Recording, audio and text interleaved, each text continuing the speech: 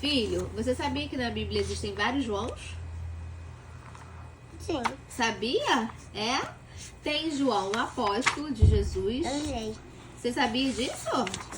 Tem João Marcos. Sei. Você sabia disso? Ah, É mesmo? E tem João Patito. Batista. Muito bem. Como é que você sabia disso tudo? Que eu vou ter me picou. Porque eu já te expliquei. Porque mamãe já leu pra você a história de João, amigo especial de Jesus, né? Conta pro pessoal, que essa história é muito legal. Conta pro pessoal lá ver. Mata toda a chapada aí que tem na minha Bíblia pra todo mundo ver aí a história que tem na minha Bíblia.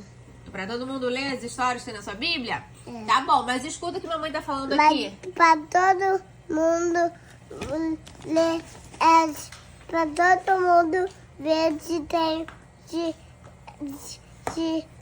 se ela já fala acompanhar a Bíblia aqui pra contar a história que tem.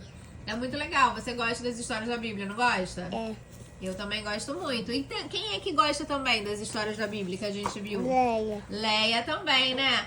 E a mamãe dela contou qual história pra ela?